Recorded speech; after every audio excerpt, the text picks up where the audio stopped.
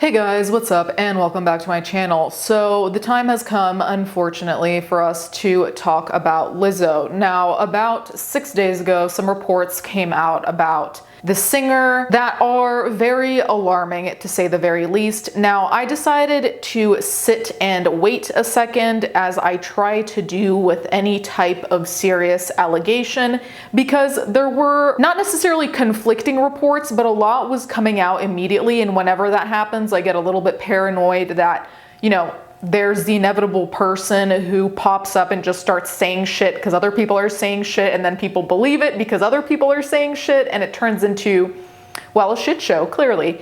So anyway, today we're going to talk about the allegations against Lizzo. For a quick bias note, as in where do I stand, so you know how you can judge my opinion. I have liked some Lizzo songs on the radio. Do I even know any of the titles of those songs? No. So I'm neither a hater nor a stan. I've enjoyed some songs, but that's all it is for me. Pop star Lizzo has responded to claims of sexual harassment and weight shaming in a lawsuit filed by former members of her dance troupe.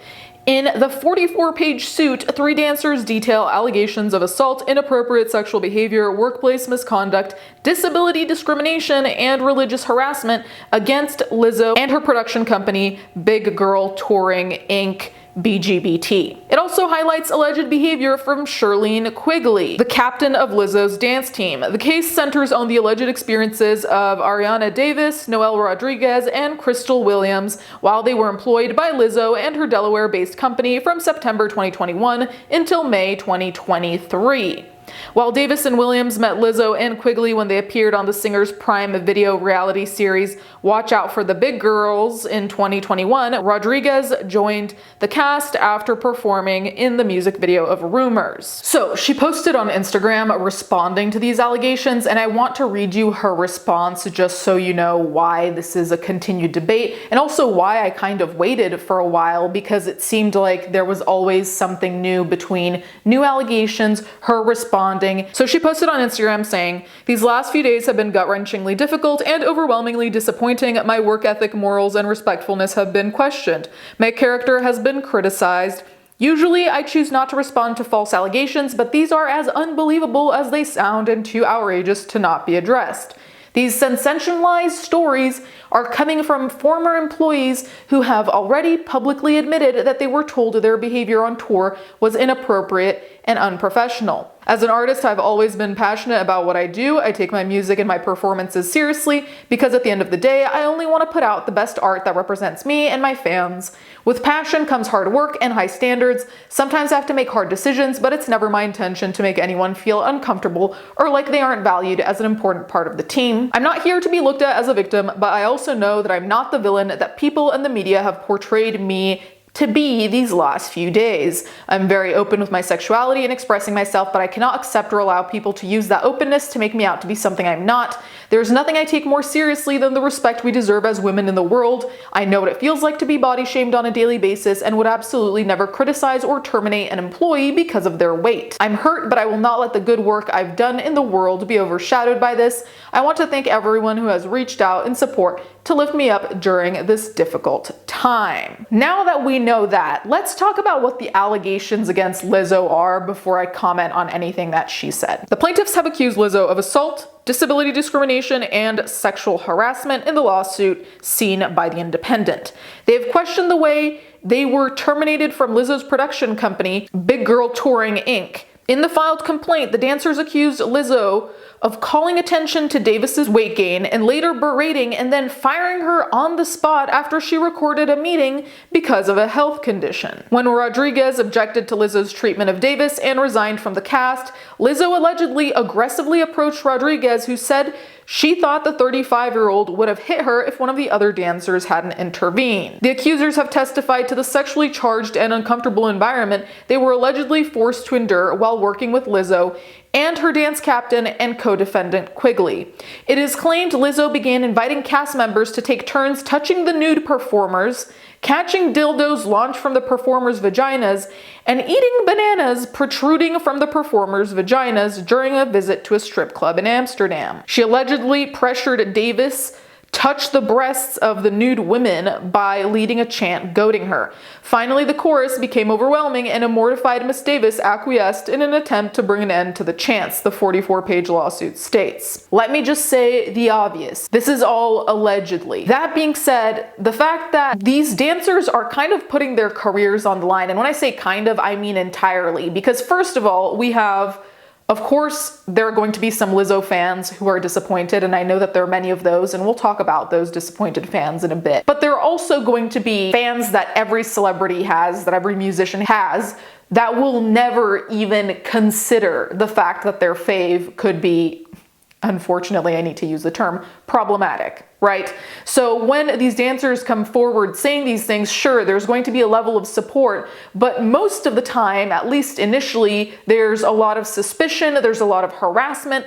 So I know that there are a lot of people out there who are claiming, oh, they're doing it for attention, they're doing it to get something out of it, which granted could always be true. But I feel like when you're going up against someone who has millions upon millions upon millions of followers and fans, it's a little bit of a losing game.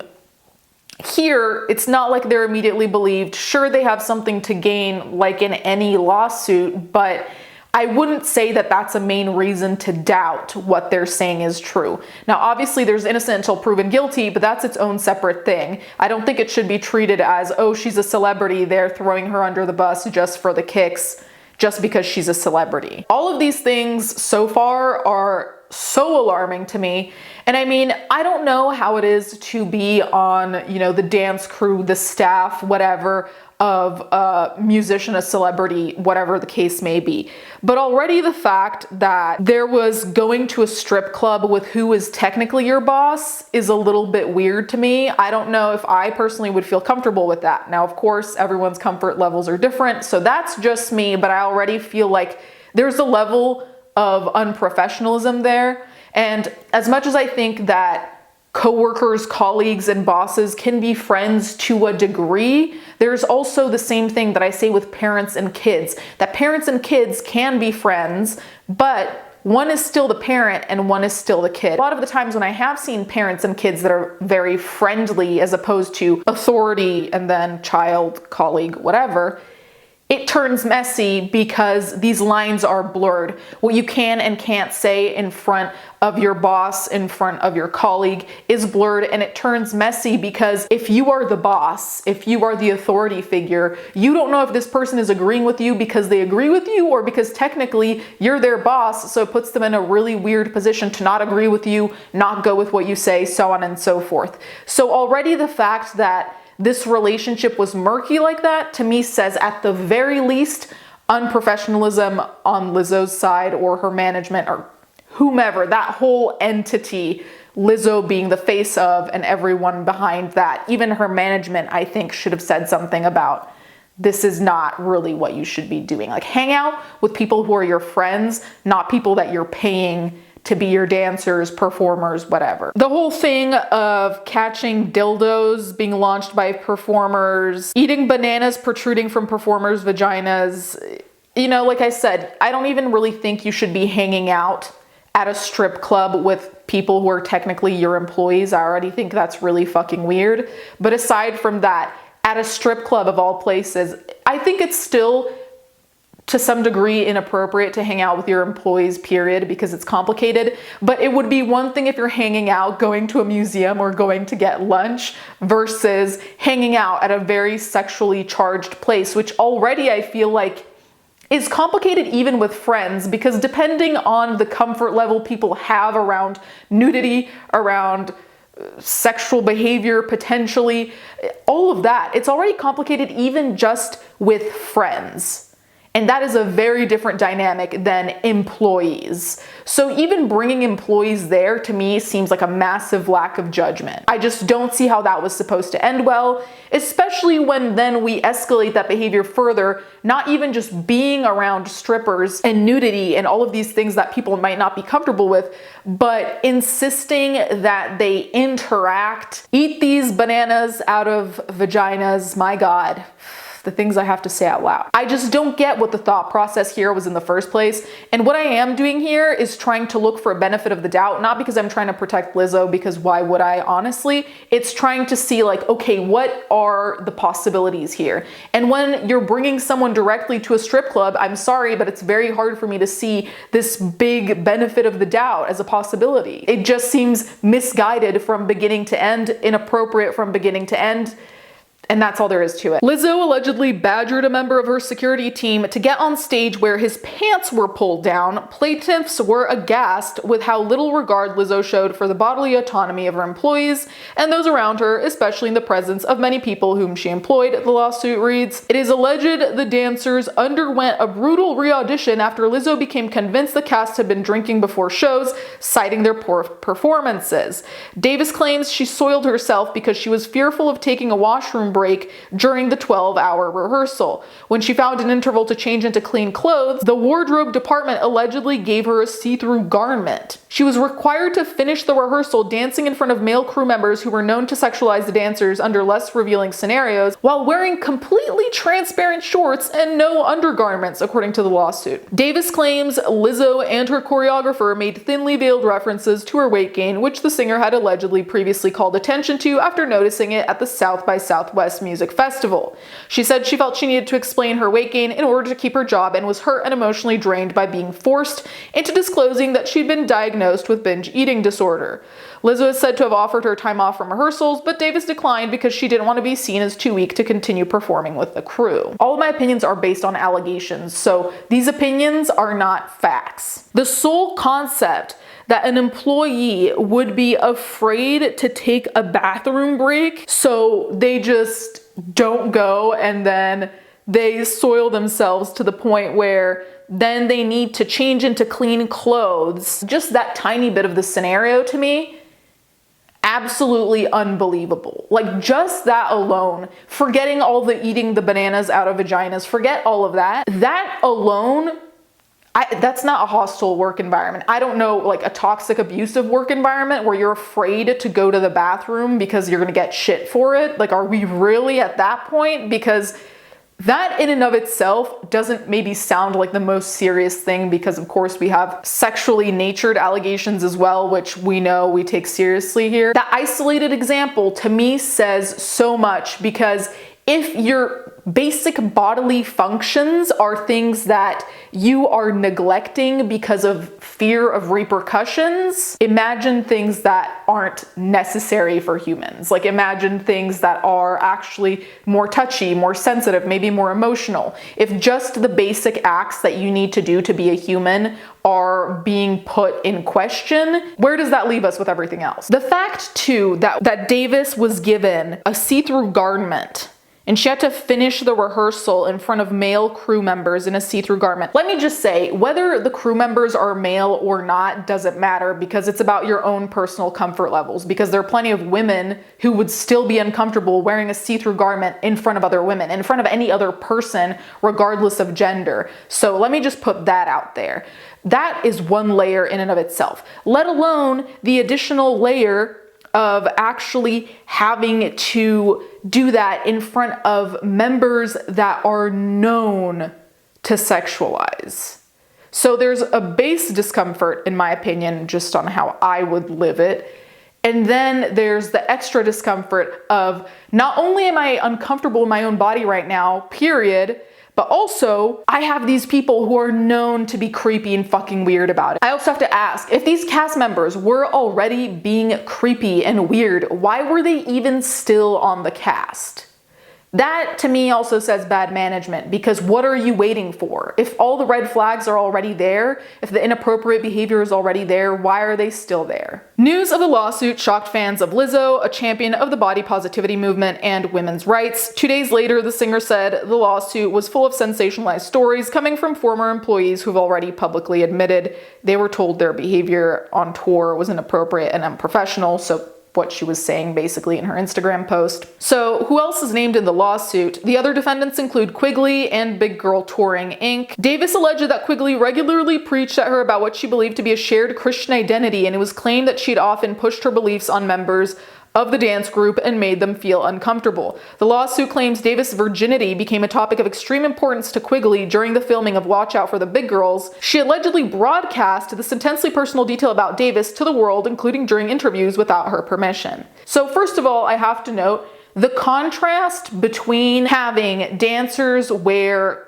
see-through garments with nothing under, and then having Quigley out here with the shared Christian identity. Now, I'm not saying that because you're Christian, you have to be modest, super modest, whatever. Do you? Your religion is your own thing. But I have to say that is very contrasting, because how are you going to come here and talk about Jesus and then also be like, oh, here, wear transparent clothing in front of these male cast members who are extremely creepy? Like, those two things don't align to me, really. Davis's virginity being a topic, period, is weird and creepy. Whatever people have done in the bedroom department is truly nobody's business. And the fact that it turned into a topic even at all is creepy and weird. Like someone keeping tabs on your bodily autonomy, which is a recurring theme here, as we can see, between like not going to the bathroom, between making people eat bananas from other people's vaginas, and now this, the concept of someone's virginity being an important topic, is unimaginable to me, especially as adults. I know that a lot of us growing up, the whole concept of virginity was this big thing, especially if you were in any type of religious school. I know it was a big thing, at least for me. And so I already know the discomfort that comes with all of that. Until you're a kid and adults are informing you on sex ed, basically, that's one thing.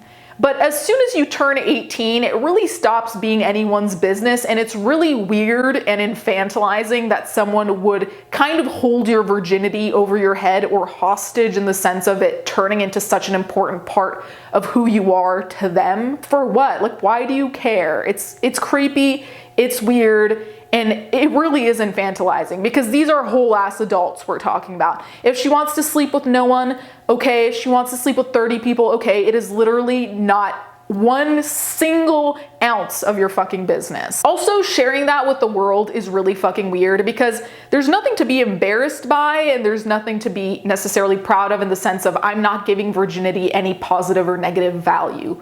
But it is your own private information, and you get to decide what to do with your own private information. So to have someone to scream off the rooftops in front of like millions of possible viewers that you're a virgin, it is really weird, because it's like, what is it to you, first of all? And it's not your business to say. I just feel like all of that in and of itself is so bizarre. Quigley allegedly made derisive comments about people who engaged in premarital sex, despite knowing some members of the troupe did not share her views.